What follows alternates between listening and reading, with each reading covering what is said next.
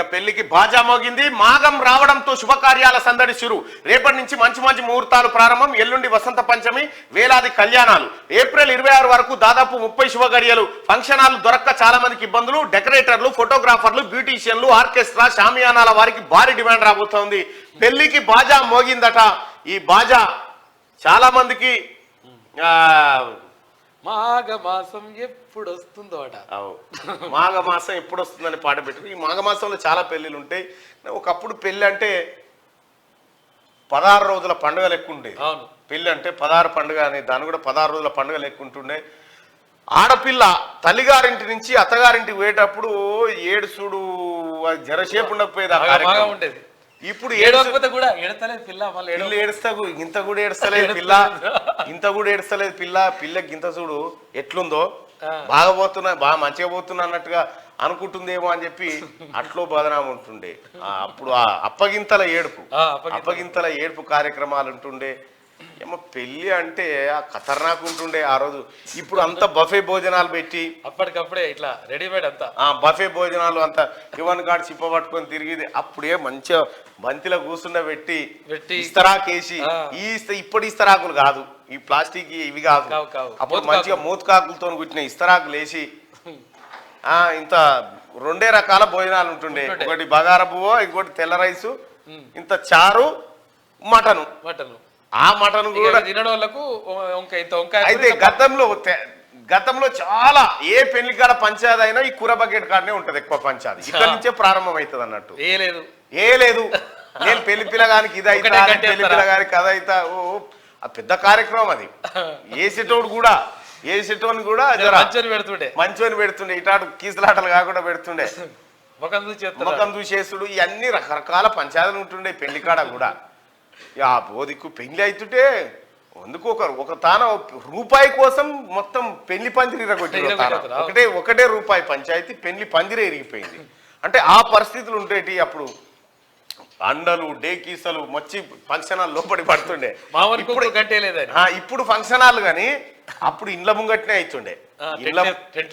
ఇండ్ల ముంగట పచ్చటి పందిరి, కొబ్బరి మట్టలు కొట్టుకొచ్చి అల్లి పెళ్లి పందిరి తయారు చేసి పచ్చటి పందిరి కింద అందరూ కూర్చొని, ఈ టెంట్లు బింట్ల కంటే అవి బాగుంటుండే. అవి ఉంటుండే. ఇక మంచిగా బ్యాండోలు ఉంటుండే, యాటలు గోష్టోళ్ళు యాటలు కొత్తా ఉండే. వచ్చిన చుట్టం 4 రోజులు ఉంటుండే, 4 రోజులు 5 రోజులు, ఆఖరికి 6 రోజులు దాకా ఉంటుండే. ఇల్లు కట్టి చూడు, పెళ్లి చేసి చూడు అంటుండే. పెళ్లి అంటే పేద పండుగ వాతావరణం ఉండేది. చిన్నిందులు ఉంటుండే, అసలు ఈ 16 పండుగ అంటే 16 రోజుల పండుగ. అప్పుడు పెళ్లికి పోయేటప్పుడు కూడా ఎట్లా మళ్ళా ఎడ్ల బండ్లు, ట్రాక్టరు, లారీ, డీసీఎం గివి. ఇప్పుడు అంతా మోడర్న్ పెళ్లి ఆడ. ఇవి అప్పుడేమో పెళ్లి పత్రిక ఇచ్చే కాడ కూడా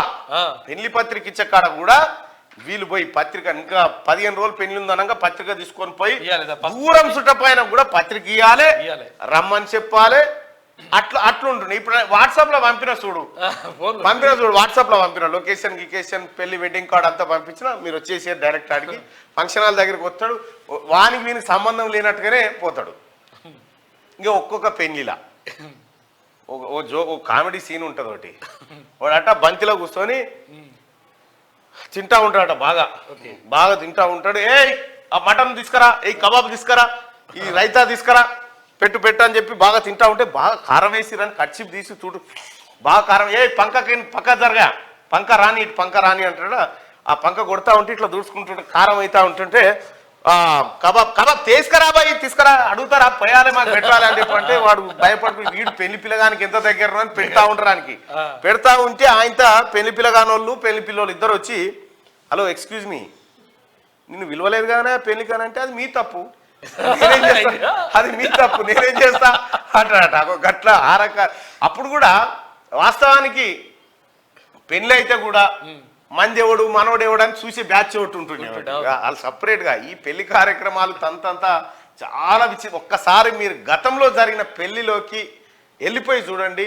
ఆ పెళ్లిల విధానం ఎట్లా ఉంది, ఈ పెళ్లిల విధానం ఎట్లుంది, ఇప్పుడున్న పెళ్లిల కథ ఎట్లుంది మీరు చూడండి. అప్పుడు కట్నాలు, పిల్లోల కట్నాలు, పిల్లగాళ్ళ కట్నాలు, ఓ తాంబాలం ఇప్పుడు చేస్తురో లేదో నాకు తెలియదు కానీ బుక్ పెట్టుకొని ఏవో ఇగో ఆయన పలానా ఆయన 50 రూపాయలు 51 రూపాయలు 100 రూపాయలు ఇట్లా కట్నాలు వేసి రాసుకుంటూ పిల్లల కట్నాలు పిల్లగానుల కట్నాలు చదివి తాంబాలం పెట్టుకొని ఒక ఆయన పైసలకి పెడతాడు ఒక ఆయన రాస్తా ఉంటాడు ఇవన్నీ జమ చేసి పిల్లలే మళ్ళీ ఇలా రాసిన ఆయనకు మళ్ళీ ఆయన పోయి వేయాలి ఈయన 10 రూపాయలు వేసిపోయి 11 రూపాయలు అయితే మళ్ళీ ఆయన పెళ్లి కాడికి పోయి ఆ పెళ్లి వాళ్ళ ఇంట్లో పెళ్లి అయినప్పుడు ఈ 11 రూపాయలు వేయాలి మళ్ళీ ఆయన చూసుకుంటాడు వేసిండా లేదా ఇగో ఇట్లుంటాయి అన్నాడు నేను 51 రూపాయలు వేస్తే ఆయన 31 రూపాయలు వేసిండు 31 వేసిన ఇంకో పంచాయతీ కూడా ఇట్లా అవుతుంది నీ ముఖమారా నీ బిడ్డ పెళ్లికి 51 వేస్తే నా కొడుకు పెళ్లికి 21 రూపాయలు వేసిన ఇట్లా తిట్టుకుంటారు కొంతమంది అంటే ఈ రకమైనటువంటి ఒక వాతావరణం ఉంటుంది పల్లెడప్పుడు అయితే జోక్ ఉంటుంది ముఖ్యమైన వాళ్ళందరికీ నువ్వు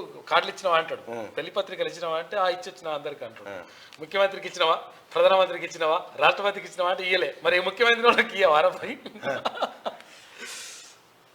ఇక పెళ్లిళ్ళకి ఈ బ్యూటీషియన్లు అప్పుడు ఇక్కడ కూడా చాలా మందికి ఉపాధి దొరుకుతుంది ఈ కళ్యాణ మండపం వస్తే ఏది ఇప్పుడు ఫంక్షన్ హాల్ వచ్చినాయి కానీ ఫంక్షన్ హాల్ రాకముందుకు అంతా పెళ్లి వాతావరణం ఆ వెనకట కూడా ఆ డేకిసలు ఆ మసాలా కూర వంటల ఆ వాసన వేరే ఉంటుండే ఇప్పుడు ఏ వాసన వస్తలేదు బిర్యానీ అంటారు అంత ఆగమాగం ఉంటలేదు డెకరేషన్ వాళ్ళు అప్పుడు ఏ లైట్లు డెకరేషన్ అంటే ఆ చెమ్కీలు కట్టుడే అప్పట్లో అంతే ఇక ఈ లైట్లు లేవు వీటి లేవు కానీ ఆ తర్వాత చెమ్కీలు ఫోటోగ్రాఫర్లు ఒకటే ఫోటోగ్రాఫరు ఒక వీడియో ఎంత పెద్ద వీడియో ఉంటుండే అది ఇట్లా పెట్టి తీసేది ఇక ఆ వీడియో ఆయన ఎవరెవరు తింటున్నారు అనే కాడికి కూడా వచ్చేది ఇట్లా ఎవడెవడు తింటున్నాడు ఈ వీడియోని చూసి వాడు తినేటోడు ఇట్లా అంటాడు ఎన్ని భావాలు ఎంత కథ ఆ రోజుల్లో బ్యూటీషియన్లు ఇక ఈ భూమి మీద ఏడికన్నా ఓరి ఎంత అన్ఎడ్యుకేటెడ్ పబ్లిక్ ఉన్నా కానీ ఒక్కదాని పేరు మాత్రం ఇంగ్లీష్లోనే ఉండదు బ్యూటీ పార్లర్ అనేది మాత్రం ఇంగ్లీష్లోనే రాసి ఉంటుంది ఏడికన్నా దునియాల ఆర్కెస్ట్రా షామియానాలు ఆర్కెస్ట్రా ఈ మధ్యలో కొత్తగా వచ్చింది అనుకురాదు ఇప్పుడు కోలాటాలు ఎగురుడు దుంకుడు అదే మనం ఇటో పోయినమేమే మొత్తం చాలా దూరం వెళ్ళిపోయినాం